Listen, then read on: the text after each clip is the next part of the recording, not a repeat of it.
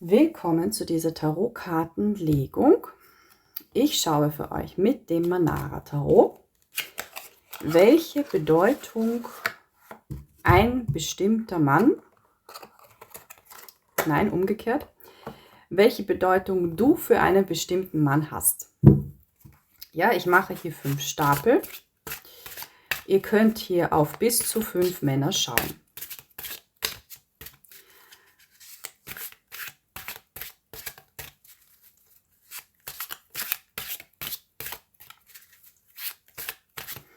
Damit das Video nicht allzu lang wird, wird auch die Antwort kurz und knapp sein oder so präzise als möglich.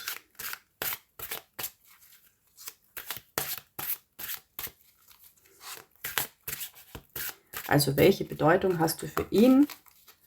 Je nachdem, was hier erscheinen möchte, entweder allgemein schon auf längere Zeit geschaut oder auch aktuell.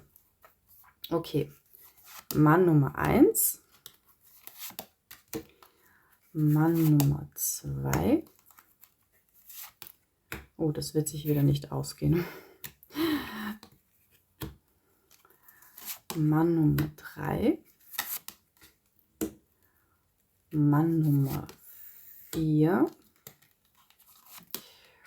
und Mann Nummer 5. Vielleicht muss ich hier Zusatzkarten ziehen, ich weiß es noch nicht.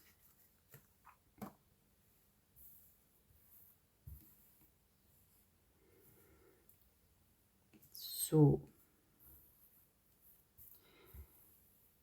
Ich hoffe, die sind gut zu erkennen, gut zu unterteilen. Ich gebe euch kurz Zeit, ihr könnt euch die 5 Stapel jetzt noch anschauen und in Ruhe die Männer zuteilen. Wenn ihr mögt, könnt ihr auch auf Stopp drücken.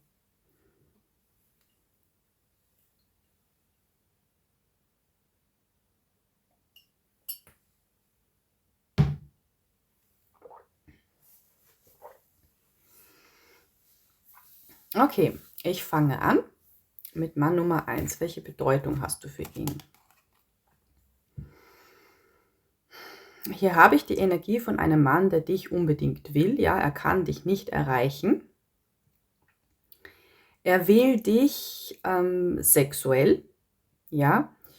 Und du bist hier ein bisschen so auf Distanz gegangen. Vielleicht, das kommt auch von deinem Instinkt, ja. Damit er sich um dich bemühen muss, ja, damit er im Gefühl hat, dass er sich dich verdient hat. Ja, das ist auch gesund, das ist etwas ganz Normales, auch in unserem Instinkt. Ja, das ist nicht irgendwie prüde sein oder ähnliches, das ist ganz normal.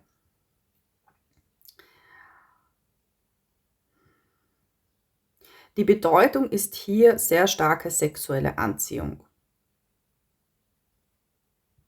Ja, Männer haben keine spontane Verliebtheit, sondern sich richtig zu verlieben, das dauert. Also der Mann kann sich erst nach und nach an eine Frau binden und sich in sie verlieben.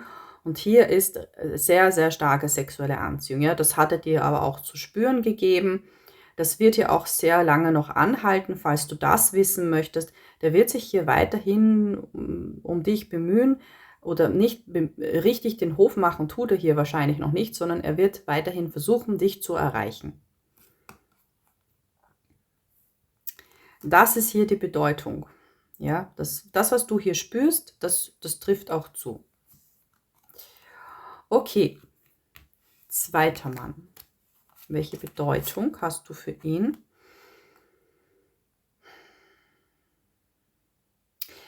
Hier habe ich eine Art Konkurrenz, ja.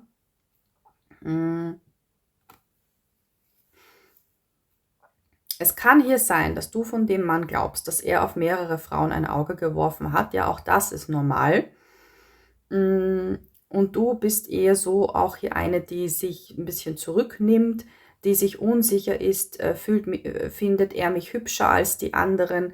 Hier habe ich aber, dass die Tendenz am höchsten ist, dass er von dir am meisten angezogen ist. Ja, es ist auch so, je distanzierter die Frau, desto interessierter der Mann. Also gerade wenn eine Frau nicht leicht zu haben ist, ja, wenn sie so ein bisschen ein Geheimnis über sich selbst macht, wenn sie sich zurückzieht, wenn sie sich rar macht, ja, dann kann das das Interesse des Mannes umso mehr entfachen. Also du bist hier so die Hauptperson für ihn, also die Frau, die er am meisten haben möchte. Auch hier ist die Anziehung stark. Aber es muss hier gar nicht aufgrund der Anziehung sein, sondern eher aufgrund deines Verhaltens, dass er am meisten von dir fasziniert ist, weil du dich hier eben so rar machst. Ja, und dann kommt ja quasi der Jägerinstinkt hervor, oh, um die muss ich mich mehr bemühen, um sie zu bekommen. Ja, also du brauchst hier keine Angst haben vor Konkurrenz mit anderen Frauen, wenn die sind schlanker und oder die sind angeblich hübscher. Ja, das ist auch alles Ansichtssache. Die Anziehung vom Mann geht viel mehr, da geht es viel mehr um das, auch oft um das Verhalten der Frau und wie er von ihr fasziniert ist. Muss nichts mit dem Aussehen zu tun haben. Und hier ist die Bedeutung, ja, es ist auf jeden Fall sexuelles Interesse vorhanden, aber es ist eben mehr eine Faszination aufgrund deines Verhaltens. Also hier behalte das ruhig so bei, ja. Dadurch bleibt er interessiert und wird sich wahrscheinlich mehr um dich bemühen als um andere Frauen. Oder als um die anderen Frauen. Okay, dritter Mann. König der Erde und Königin der Luft. Hier habe ich einen Mann, der sogar etwas Ernstes von der Frau will, ja. Vielleicht sucht er sogar gezielt eine Ehefrau, auch solche Männer gibt es. Er sucht vielleicht eine neue feste Beziehung. Er ist sehr neugierig auf dich, aber du hast ihm hier wirklich den Rücken zugedreht. Ja? Vielleicht findest du ihn nicht so hübsch, fühlst dich aber trotzdem von ihm ein bisschen ja, angezogen oder du fühlst dich geschmeichelt, weil er Interesse an dir gezeigt hat. Vielleicht bis hin zu, dass er sogar tatsächlich etwas Ernstes sucht und du für ihn in Frage kommst. Ja, auch da ist es ratsam, weiterhin ein bisschen so interessant zu bleiben durch Distanz, aber wenn du ihm eine Chance geben möchtest, dann solltest du zumindest einmal ein Treffen annehmen oder wieder ein Treffen annehmen, ja. Wenn er zu oft eine Abfuhr bekommt, dann kann es sein, dass er irgendwann sonst komplett weg ist. Wichtig ist immer, es ist sogar sehr gut, wenn du nicht verliebt bist, ja, weil dann siehst du nicht den Mann durch die rosarote Brille, sondern so, wie er wirklich ist. Dann bist du streng genug, um ihn zu prüfen. Aber es ist eben auch wichtig, dass der Mann für dich zumindest okay ist vom Aussehen her. Ja, wenn du wirklich irgendetwas an ihm abstoßend findest, du sagst, das findest du persönlich, das ist individuell, hässlich, abstoßend, dann triff ihn nicht. Ja, aber ansonsten, wenn eine Frau einen Mann so lala findet, ist es immer die beste Voraussetzung, ihn zu treffen, wenn sie nicht verliebt ist, denn dann kann sie sich auf eine gesunde Weise in ihn verlieben. Ja, und dann erwartet sie auch etwas von ihm, dass er sich richtig benimmt und nimmt nicht alles in Kauf. Durch diese blinde Verliebtheit, ja, die sonst normalerweise immer besteht. Also, welche Bedeutung hast du für ihn? Er ist von dir stark fasziniert. Das ist ein sehr klar denkender Mann. Das, was er geäußert hat, das meint er auch wirklich so. Ja, und die Bedeutung ist hier auch sexuelle Anziehung, starke Faszination. Okay. Ja, und wie ich schon einmal erklärt habe, Verliebtheit und Liebe, das dauert einfach sehr, sehr lange. Beim Mann, die sind nicht spontan verliebt. Okay, nächster Mann, Mann Nummer 4. Okay, hier kann es um eine Affäre gehen. Es kann ja auch eine Affäre sein, oder gewesen sein, die eben beendet worden ist. Denn der Tod hat hier eine leidenschaftliche Bedeutung, wie im klassischen Tarot der Teufel. Ja, hier hat sie auch so einen kleinen Schwanz, also wie eine Art Tier schon fast.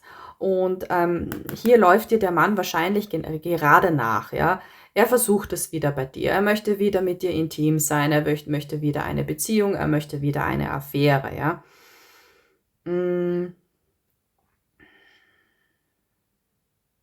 Es kommt hier darauf an, ja. Grundsätzlich kann Intimität, also sobald du mit dem Mann intim warst und er hat sich noch nicht in dich verliebt, was sehr lange dauert, dann wird er wahrscheinlich nie wirklich eine Beziehung, geschweige denn Ehe mit dir haben wollen. Die Männer lassen sich darauf ein, damit sie weiterhin Zugang zum Körper der Frau haben, ja. wenn du genau weißt, dass das war hier bereits eine Affäre und es war ja gar nicht die Möglichkeit, dass er sich in mich verliebt, ja, weil einfach das Verliebtsein des Mannes stattfinden muss, bevor die erste Intimität stattfindet. Sonst ist das dann nicht mehr möglich, weil der Mann dann nicht mehr die Frau für sich gewinnen muss. Er muss nur mehr das Nötigste tun, um sie zu halten, ja, damit er weiterhin Zugang zu ihrem Körper hat. Das kommt hier wirklich darauf an, wenn Intimität stattgefunden hat, bevor er in dich verliebt war, dann wird das auch kein Verliebtsein hier sein. Ja, ihr wollt ja wahrscheinlich immer die emotionale Bedeutung am ehesten wissen. Dann ist hier einfach nur die sexuelle Anziehung weiterhin sehr stark und möchte er mit dir einfach weiterhin intim sein.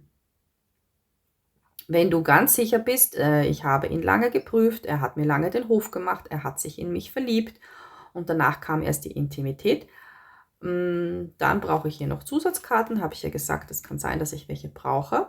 Dann will ich wissen, wenn er sich hier bemüht hat, ja, dich zurückzubekommen, zum Beispiel für eine Beziehung,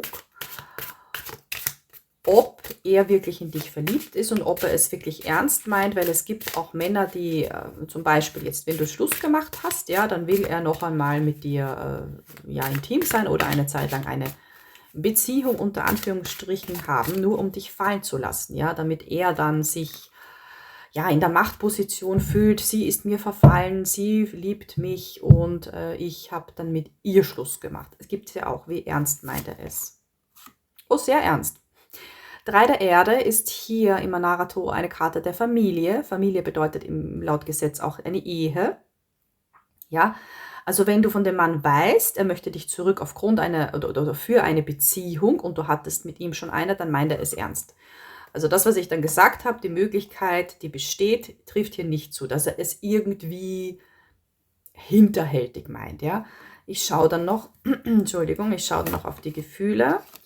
5 des Wassers.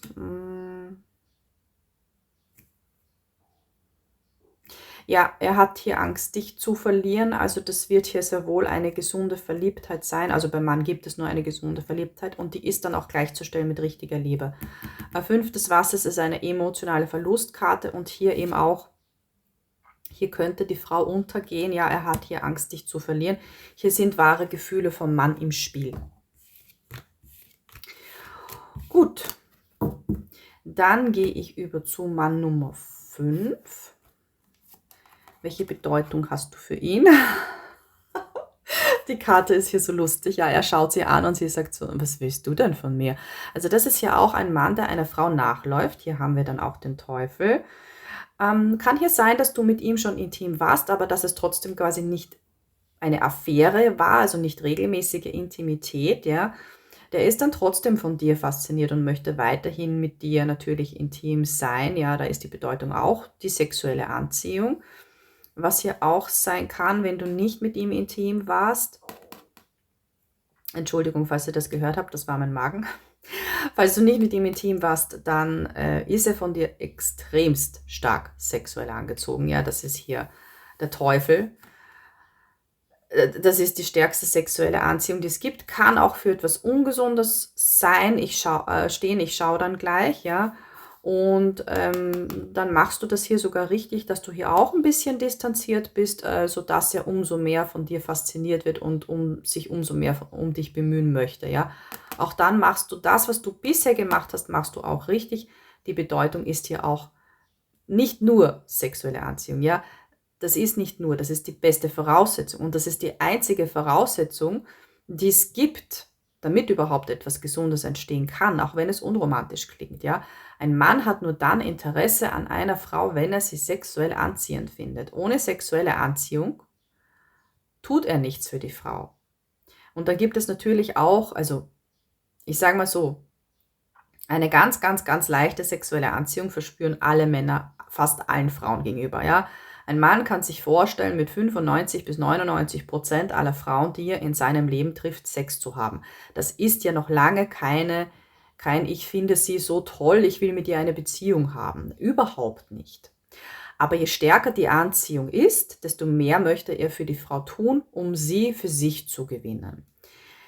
Hier gibt es sogar noch eine dritte Möglichkeit, denn der Teufel steht auch für Süchte. Ich habe hier auch von einigen Frauen die Energie, die sagen, ich möchte ihn nicht, solange er hier nicht sein Leben unter Kontrolle hat, mit der hohen Tendenz, dass es hier um eine Sucht geht. Das kann ja auch die Sexsucht sein, das kann eine Spielsucht sein, das kann eine Substanzsucht sein. Ja, ich muss ein bisschen aufpassen, welche Begriffe ich auf YouTube nehme. Was hat er? Dann brauche ich hier noch mehr Karten. Da haben wir nämlich etwas, das geht höchstwahrscheinlich schon länger so. Ich spüre hier auch eine Art Freundschaft. Und hier hat die Frau die Angst, dass der Mann sie runterzieht mit seiner Sucht.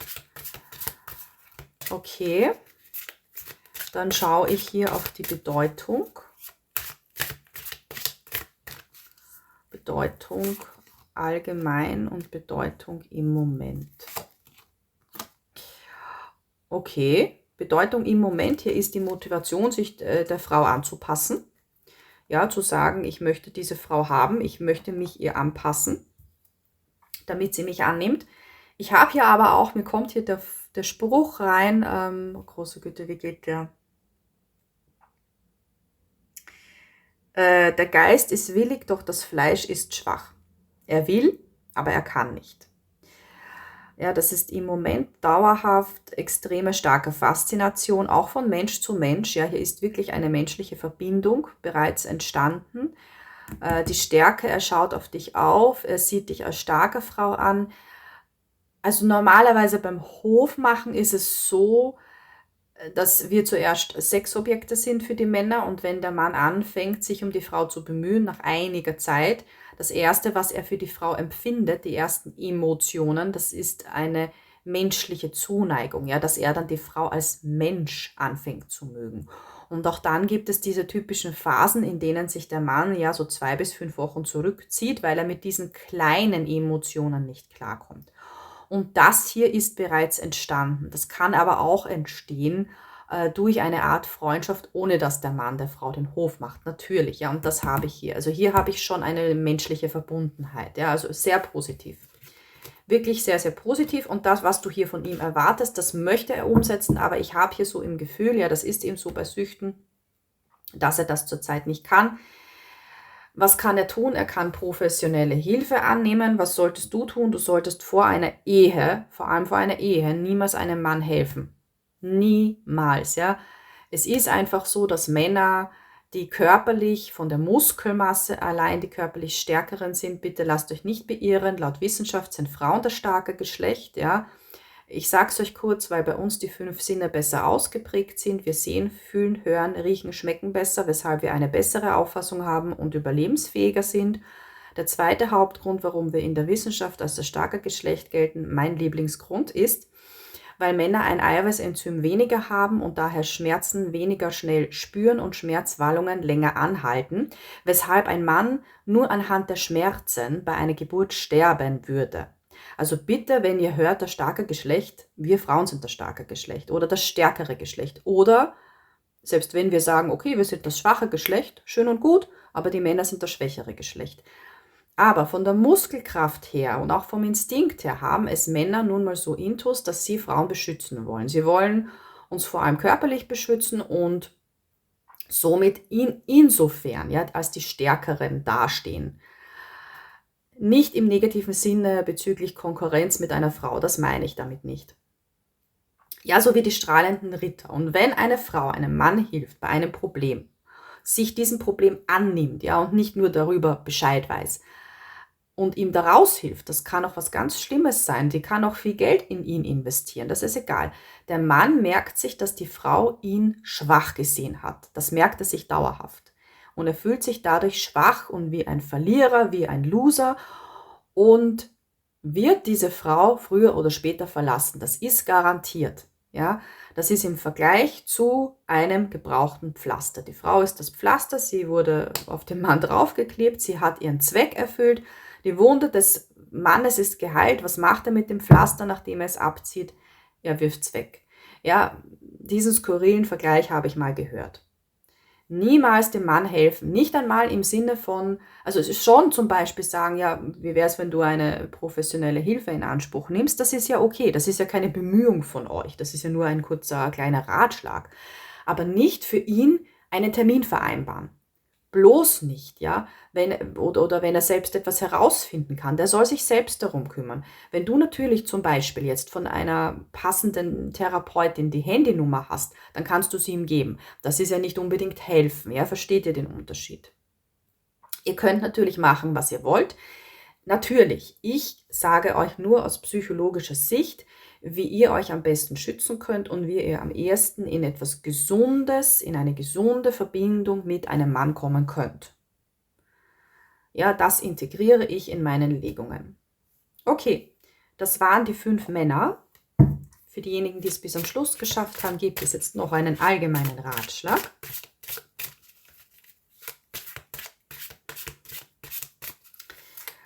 Schauen wir mal, dass wir hier vielleicht eine Inspiration oder einen Impuls bekommen außerhalb der Männerwelt. Ja, ich versuche es, wenn es dennoch erscheinen soll, Ratschlag auf Männer bezogen, vielleicht auch ausschließlich, dann soll es so sein. Es wird hier allen geraten, die zuschauen. Ein bisschen mehr ausgeglichen zu sein, ja, ein bisschen sich mehr geistig distanzieren von Männern, weil einfach Männer euch erstens mal nicht glücklich machen können, ja, sie können euch nur 5-10% mehr glücklich machen. Ihr müsst selbst schon glücklich und zufrieden in eurem Leben sein. Ansonsten zieht ihr sowieso nicht den passenden Mann in euer Leben, ja. Nur wenn ihr glücklich seid, könnt ihr mit euch selbst schon zufrieden seid mit eurem Leben, könnt ihr da schon den passenden Mann in euer Leben ziehen. Und es gibt mehrere passende Männer, es gibt nicht nur den einen. Mehr ausgeglichen sein und mehr die Männer so ein bisschen distanziert betrachten. Ja, sie sind auch Menschen, sie existieren auch, aber ich brauche sie nicht. Schon gar nicht brauche ich einen Mann. Ja, in dem Sinne. Ich brauche ihn nicht. Vielleicht will ich ihn, aber ich brauche ihn nicht. Und daher aufhören, sich so stark über den Mann den Kopf zu zerbrechen. Denn schaut, Männer haben es im Instinkt, dass wenn sie eine Frau wollen, dass sie auch etwas tun. Dass sie sich bei der Frau melden. Zum Beispiel, das reicht ja auch schon. Und sobald ihr über einen Mann nachdenkt, ja, immer wieder über ihn grübelt, versucht mal euch selbst zu fragen, ob er das genauso macht. Ob er sich genauso viel Zeit nimmt, um über euch nachzudenken. Höchstwahrscheinlich nicht, denn von der Biologie her haben es eben Männer im Instinkt, dass wenn sie von einer Frau etwas wollen, dass sie für sie etwas tun, dass sie sich bei ihr melden. Das heißt, wenn er genauso empfinden würde wie ihr, mal die rosarote Brille weggelassen, die die Männer nicht haben, aber einfach diese Investition von Zeit, in dem eben permanent an den Mann gedacht wird und gehofft wird, dass etwas entsteht. Wenn ihr dann wisst, ja, okay, wenn er genauso empfinden würde wie ich, dann hätte er sich ja schon längst bei mir gemeldet. Dann würde er mir ja schon längst den Hof machen.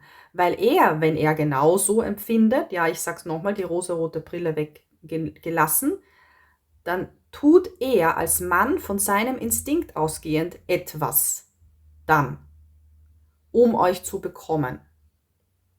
Und dann würde er euch schon längst den Hof machen.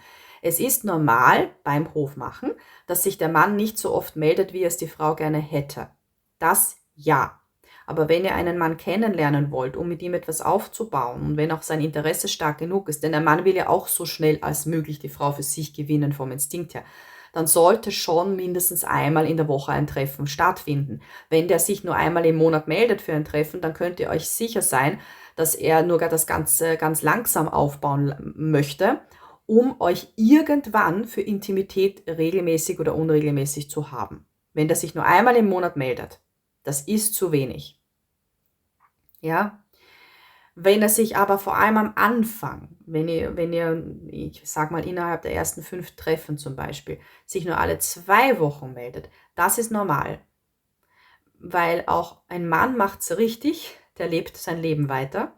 Für den ist die neue Frau einfach nur eine neue fremde Person, die er vielleicht kennenlernt. Und ja, wir sind jetzt eigentlich wieder in der Liebe angelangt, was ich nicht wollte, aber es soll so erscheinen. Und außerdem haben Männer ein anderes Zeitgefühl, ja. Wenn der jetzt eine Frau ein-, zweimal getroffen hat, schön und gut, da ist eine neue Frau, die finde ich hübsch oder toll, die möchte ich wiedersehen, ist ja schön und gut, aber er lebt sein Leben weiter, er hat weiterhin seine Arbeit zu erledigen und für den ist das nicht so schlimm, wenn er sich 2 Wochen nicht meldet. Das fällt ihm vielleicht nicht mal auf, das kommt ihm vielleicht vor wie 2 Tage. Ja, das ist auch wichtig zu wissen. Ja, hier auch Treffen, Reisen, Pläne, 3 des Feuers,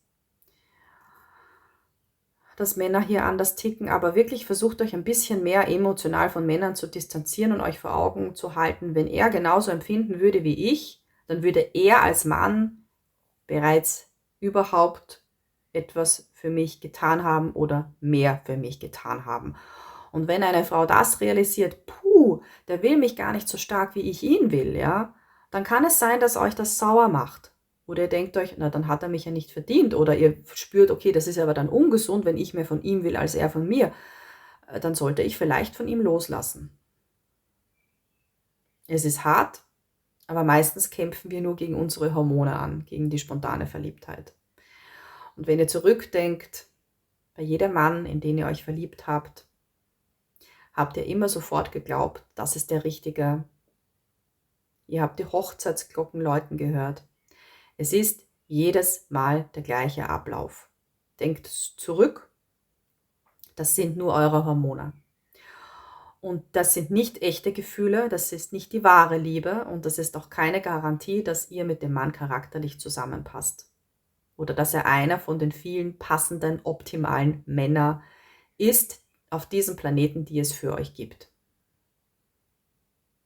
Gut, mit diesen Worten beende ich die Legung. Ihr wollt mir danken, kein Problem. Daumen nach oben reicht vollkommen. Möglich ist auch Video teilen, einen Kommentar schreiben oder mir etwas spenden, sobald die Thanks-Funktion aktiviert wurde, eine Mitgliedschaft machen, sobald diese aktiviert wurde. Das ist dann eine regelmäßige Spende, zumindest die erste Stufe, die ich wahrscheinlich sofort aktivieren werde, sobald es geht. Oder besser ist es immer, da über YouTube mit all den Abzügen bekommen Creatoren nur, egal ob bei Thanks-Funktion oder Mitgliedschaft, nur 56% von dem, was ihr einbezahlt, also ein bisschen mehr als die Hälfte nur. Deswegen machen viele Creatoren externe Links. Wenn ihr mir etwas spenden wollt, würde ich es bevorzugen, wenn ihr mir eine E-Mail schreibt, die findet ihr auf meiner Kanalseite, dann schicke ich euch einen Spendenlink und da gibt es keine Abzüge. Da bekomme ich genau das, was ihr mir spenden wollt. Ja. Und über die E-Mail-Adresse könnt ihr auch bei mir eine persönliche Legung buchen. Die gestalte ich genauso wie die allgemeinen Legungen und bei mir sehr, sehr günstig. Ich schicke euch alle Infos. Wenn ihr mir eine E-Mail schickt, schicke ich euch einfach alle Infos diesbezüglich, wie viel es kostet, wie es abläuft. Das ist ziemlich unkompliziert. Es ist günstig bei mir, weil ich nur ein bisschen etwas haben möchte für meinen Zeitaufwand und für meine spirituelle Tätigkeit. Und es gibt bei mir vor allem keine Tabuthemen. Okay, dann wünsche ich euch noch einen schönen Tag. Alles Liebe und Gute, bleibt stark, lasst euch nichts gefallen, vor allem nicht vom schwachen Geschlecht, wie ich es erklärt habe. Und wenn ihr wollt, schaltet bald wieder ein, dann hören wir uns bald wieder. Oder ihr mich. Eigentlich. Bis dann.